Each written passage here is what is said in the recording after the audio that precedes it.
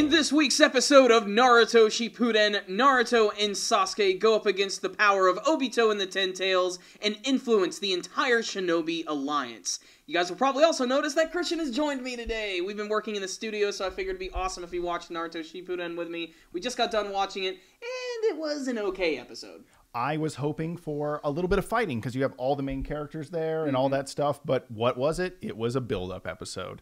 But it was a good one. It was, the flashbacks were so strong in this episode, Corey, that everyone got to see them. It's like they have broken the third wall and everyone has got to see them. Now, obviously, it was justified. There was the mind transfer technique, and everyone's emotions, like Naruto and the first Hokages, were so strong that they got transferred to everyone, and now everyone's pumped up because, let's be honest, they were all in Strugglesville. They were not feeling too good. They were like, why are we doing this? And Obito was like, just succumb to me, come to the dark side. We have cookies, and everyone's like, I think I'm good. Maybe I will do this. And the first Hokage slaps him with his way of viewing things. He's like, no, back over here. And everyone's like, yeah, we'll fight. And then Sasuke has that cool thing where he cuts the tree branch and gets everyone pumped up. That was kind of the most action part, right? Definitely the most exciting parts of the episode were with Naruto and Sasuke teaming up, going up against the Obito at the very end of the episode. It's just, there was a lot of build up to that. And I understand what they're trying to do. They're trying to make things seem so hopeless. But the fact of the matter is, I've been listening to the Shinobi Alliance bitch for the last couple of months, and just seeing them get upset over the fact that they still can't fight against this thing is just really bugging me. And I can understand that, a lot of their strength and everything has literally just been sapped because of that massive tree is literally sucking the chakra from everyone. It is. It's totally the Tree of Might. It looks just like it. It has the same massive tree branches and everything. It's making a fruit. But there are some interesting aspects to this episode, and there are going to be some minor manga spoilers, especially for this week's chapter. We warned you. It was kind of cool that this is the episode where Sasuke's Susanoo takes the power of Jugo's Cursed Seal and converts it into this, cursed seal version of the Susanoo. It even has the same marks that he has, the fiery red chakra or black chakra. And what's really cool about this that is in this week's chapter of Naruto, Sasuke sort of did something similar where he took the power of the Bijou, incorporated it into his Susanoo, and created his own special version of that. So in a way, I really like that because it sort of is tying in the anime and the manga together and on the same day. And I don't know if that was a coincidence or not, but damn it, I really appreciate that. And I also like the flashback they have with Hashirama and the other Kages. I just thought it was really cool to see them in the manga version. We now have them with the voices, and I did think it was funny that when we were watching it, you did note that the leader from Hidden Cloud sounds very similar to both the Raikage and Killer Bee. He even does the Kanayaro, Bakayaro kind of thing. He has the same mannerisms. He's like the Afro Samurai from Naruto. Pretty much, yeah. But the meeting here is important because Hashirama is meeting up with the very first Kages, and he's basically just trying to create a peace plan and to distribute the power of the Bijou to them. But Hidden Sand is, look, we got sand up our asses all the time. We're on a beach with no water. Yeah, and it's a bitch. So not only are we going to, need more money, but we're going to need more money from all of you guys, okay? And we're keeping our One Tails, too. And this causes a little bit of conflict between them, but Hashirama still has his dream of creating a unified ninja world, one that would not be realized until probably the end of the series, and we don't even know yet because it's not done yet. So, yeah, but this episode was also just a little slow for my taste. The first half was just, I don't know, just at a crawl. Yeah, to me, it was, the beginning was slow, and what we got was a lot of anime reinforcement, as I call it. We had Orochimaru saying, Sasuke is definitely the strongest. And then we had the second Hokage saying, Naruto is so cool and like my brother. And then that's and then we got more build-up. We know that. Yeah. The viewer knows that at this point. And I guess I know what they're trying to do. They're trying to build excitement for this big battle that's getting ready to happen. I was just kind of hoping they would get to it a little quicker this week. You guys know us. I mean, we're action junkies.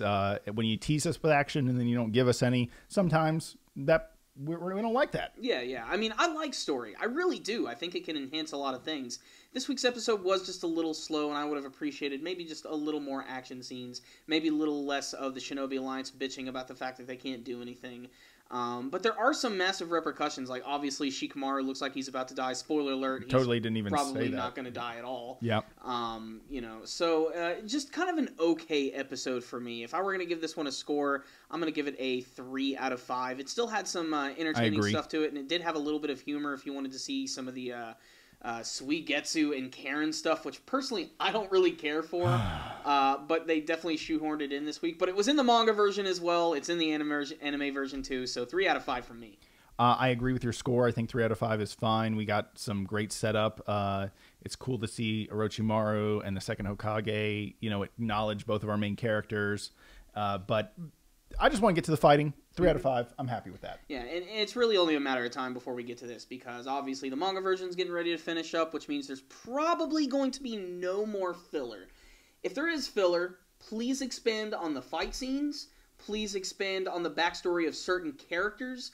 And if you want to be really bold, give us an entire backstory about the Bijou themselves. If there's one thing Kaguya. I've been doing over the last couple weeks, ever since we heard about Naruto ending, is I've been reflecting on a lot of things that I want to see from the future of the series, and things they could expand upon. And obviously I want to learn about backstories, but I just figured it would be really great to see an arc about how the Bijou grew up themselves. Like, you remember that one backstory they had where they showed Hagoromo with the younger versions of them? Yeah. I want to see them as like younger versions of themselves, growing up in human society, and how they all sort of grew like bitter towards humanity. Yeah, how they got tainted by everything. And I don't know, I just think that would be interesting, and because the more I watch the anime and quickly how they're going through things, like, I really don't see Shippuden going through March or April, just at the pace it's going. We could use a filler arc that stays. I don't want it to stay like keep it relevant. I don't want it to go to a filler arc of characters that are brand new. Yeah, like don't let it just come out of nowhere. Yeah. Like you said, find a way to tie it in. Yeah, the beasts, because they're the main focus of this war. That's cool.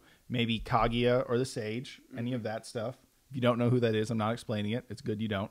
And I don't know, just keep it with the war. Keep that perspective and tie it back to those characters. Because if you go way random with the characters, like Bleach will sometimes, with their filler, they just go all of a sudden to a new place, and then they just come back. None of that kind of filler. More expand, or like what you were saying earlier, the filler that is like, hey, instead of this fight taking 1 episode, we're going to, drag it out to 5 episodes. Yeah, add some choreography, add some new moves. Even if it's something that's like not too crazy, as long as you animate it really well and make it action-packed, I think it's something that the fans will really enjoy. What I will say is the Naruto manga and anime series is getting ready to wrap up really soon, and we should really be appreciating it for what it is, because hopefully we're going to get a lot of really great material out of it. And even though this episode was kind of it still definitely had some cool moments with Naruto and Sasuke. The animation, the artwork was okay. And the preview for next week's episode looks like it's going to be a little more exciting and a little more consistent in terms of the artwork. So, pretty good episode. Check it out if you are following the series. 3 out of 5 from me. 3 out of 5 for me. There it is, 3 out of 5s. Check it out, guys. Before you guys leave, make sure and like this video so you can give it a thumbs up. It really helps us out a lot. Also, before you go, please tell us what you thought about this week's episode of Naruto Shippuden. What are you looking forward to seeing in the end of the anime series? Also, before you leave, please go ahead and subscribe to our channel. You can do so by clicking on our channel icon in this video. You guys can also follow us on Facebook and on Twitter.